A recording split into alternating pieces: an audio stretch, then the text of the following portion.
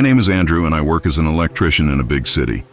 A few months ago, I received an urgent call to check wiring problems in an old building, the Willow Creek Orphanage, which had been closed for over 30 years.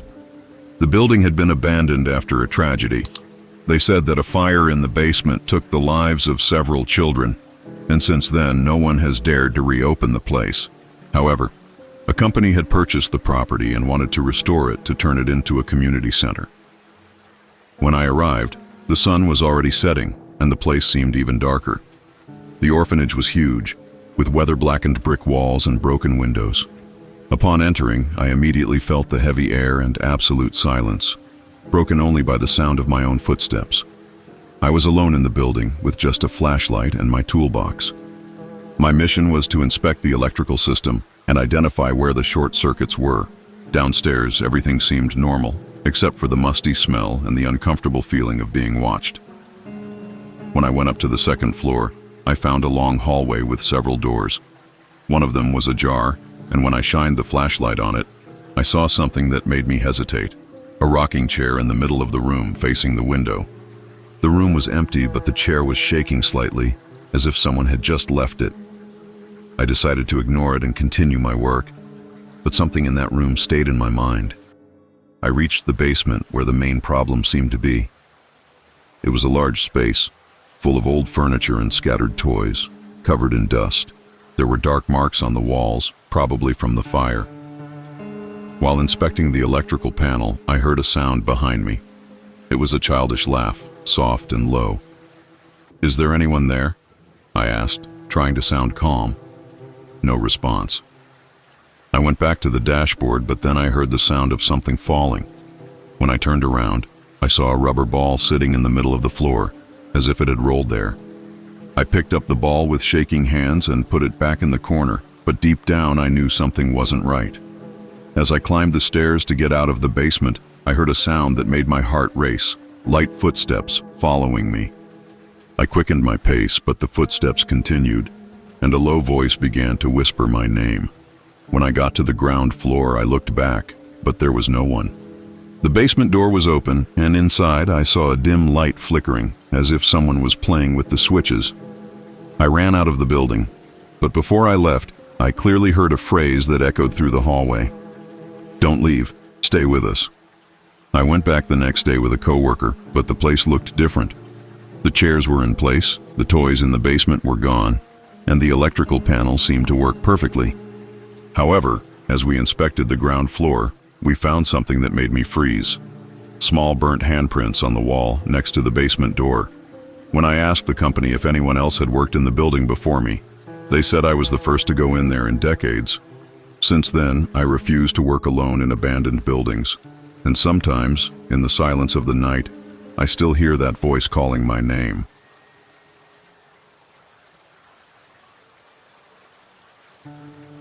My name is Sarah, and I work as an investigative journalist. Recently, I received an anonymous tip about the Blackwood Orphanage, located in a remote neighborhood of the city. They said that before it was closed, the place was not exactly a shelter for abandoned children, but something much darker. The little information I did get was disturbing. Reports of children kept in inhumane conditions, disappearances, and employees involved in shady practices. The orphanage was closed 15 years ago, but no one knew what really happened inside. Driven by curiosity, I decided to investigate. And that night, I entered the abandoned building.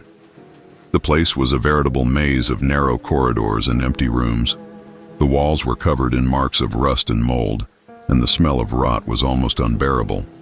The feeling of being watched was constant, even though I knew I was alone. Right at the beginning, I found something that made me hesitate. On the floor of the main hall, there were rusty chains, as if someone had used them to bind something, or someone. I kept walking, taking photos for my article. In one of the rooms, I saw metal beds covered with torn sheets. On the walls were childish scribbles, but none of them were happy. They were distorted figures, drawn in charcoal, showing children surrounded by tall, faceless shadows. In the corner of the room, I found a diary. The pages were blurry, but one phrase repeated several times caught my attention. "Don't let them get to you. They like it when you're scared." When I went to the basement, the air became heavier. The environment was cold, even for an underground place, and the lights on my flashlight began to flicker. In the middle of the basement, there was a large cage made of rusty metal. Inside, I found small broken toys and nail marks on the wall. It was as if someone had tried to scratch the exit. Next to the cage, there was a chair with straps on the arms and legs, as if it were used to keep someone restrained. Suddenly, I heard a sound behind me. Light, almost imperceptible steps. I turned quickly, but I didn't see anyone. That's when I realized the sound wasn't coming from the ground. It came from the walls. I followed the sound to a narrow hallway, where I found a door locked with a thick chain. There was something written on the door in faded letters. Their room. I used a crowbar I found in the basement to open the door. What I saw inside still haunts me. It was a large room, lit only by a dirty skylight. In the center, there were more chains, but this time they were hanging from the ceiling. Some still had pieces of fabric attached, as if they were remnants of clothing. On the walls, more children's drawings, but this time with phrases like, "Don't trust them." "They never let us go." Then I heard a laugh. My flashlight flickered again, and when it steadied, I saw something that made my blood run cold. In the corner of the room, there was a crouching figure. She was small like a child, but her skin was pale and her eyes were completely black. She stared at me, motionless, until she began to slowly stand up. "You are also trapped now," said the figure in a low and distorted voice. I ran back down the hall, but the sound of footsteps echoed behind me, as if something was chasing me. When I reached the exit, the door I had entered was locked. Behind me, the laughter increased. They weren't from a child. There were many. Desperate, I managed to break a window and get out into the street. When I looked back, the building seemed to be silent again, as if nothing had happened. The next morning, as I reviewed the photos I took, I noticed something disturbing. In each of them, there were shadows in the background, even in the rooms where I was sure I was alone. I never published the article. Even today, I hear faint laughter when I close my eyes, and I know that Blackwood Orphanage holds secrets that should never be discovered.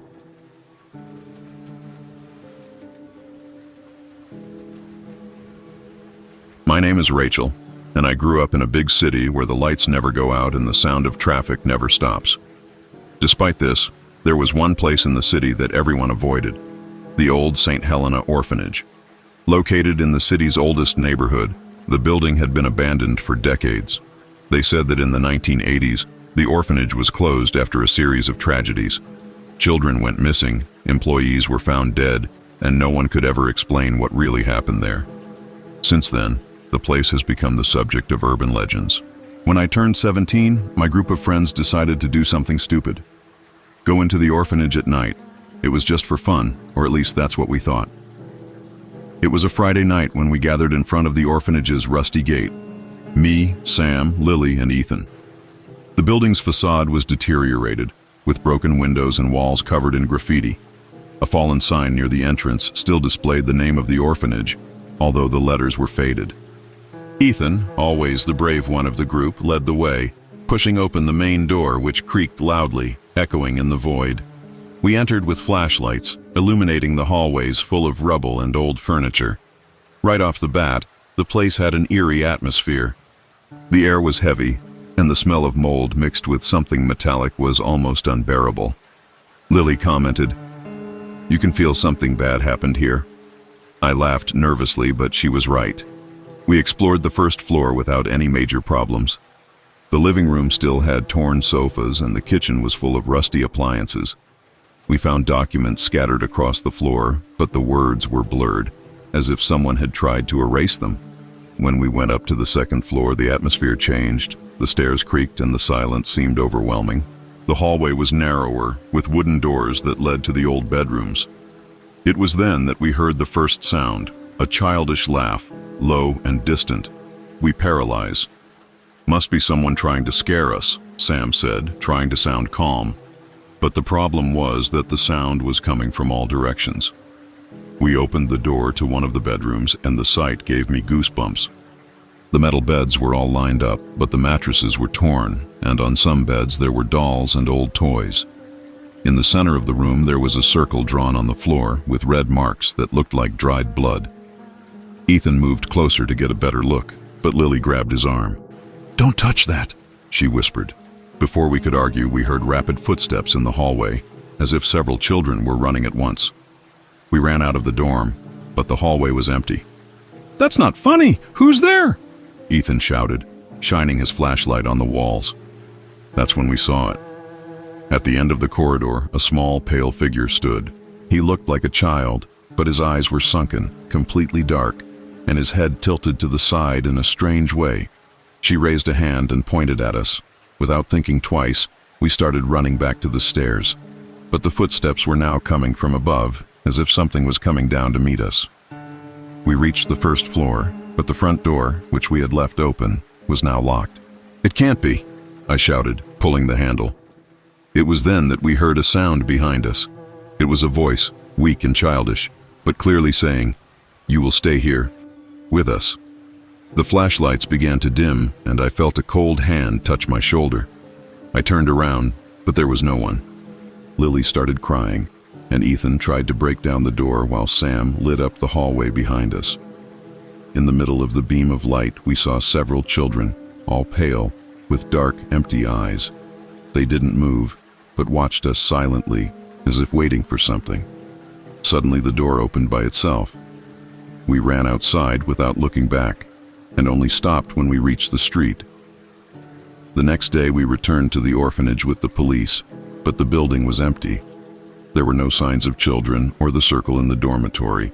Still, sometimes when I pass by, I swear I hear low laughter coming from the second floor.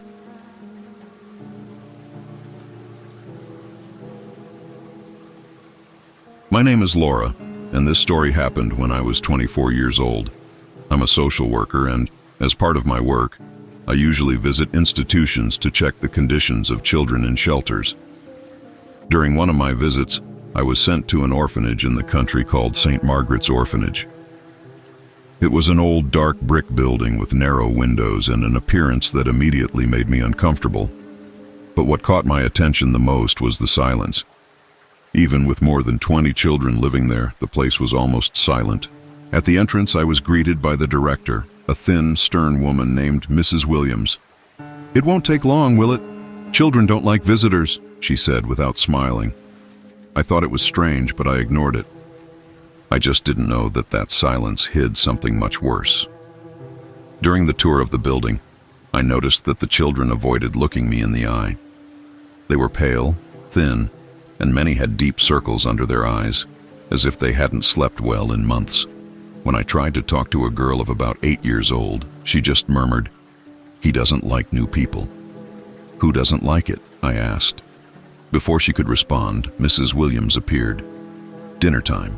Let's continue the tour, Miss Laura." As he took me to another floor, I couldn't shake the feeling of being watched. The stairs creaked beneath our feet and the sound echoed through the empty hallways. As I passed a locked door at the end of the hallway, I asked what was there. "Just an old warehouse. There's nothing interesting there," she said hastily. But that night, I discovered that wasn't true. After finishing my inspection, Mrs. Williams insisted that I spend the night at the orphanage due to the heavy rain. Reluctantly, I accepted and settled into a small room on the second floor. At 3 a.m., I was woken up by a strange sound, a faint whisper coming from the hallway. I got up slowly and opened the door. The hallway was dark, lit only by a dim light at the end. "Is there anyone there?" I called, my voice echoing. There was no response, but the whispering continued, louder now. I followed the sound to the locked door I had seen earlier.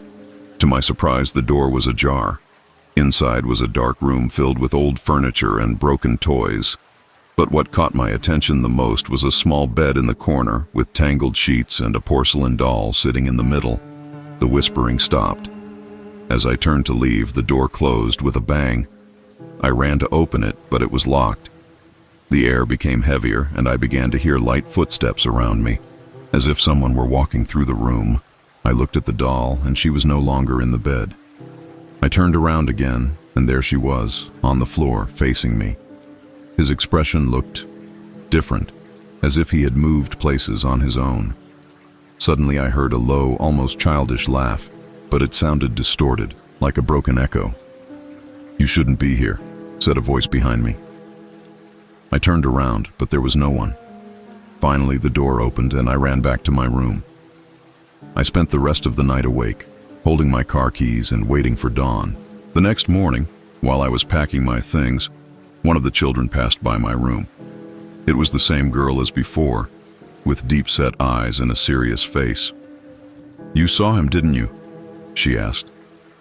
Before I could respond, Mrs. Williams grabbed her arm and gave me a stern look. "I hope you had a peaceful night, Miss Laura." I got out of there as quickly as I could. Days later, I reported my experience to supervision, but discovered that St. Margaret's orphanage had been closed years ago after a fire that killed most of the children and staff. Since then, no one was supposed to be there.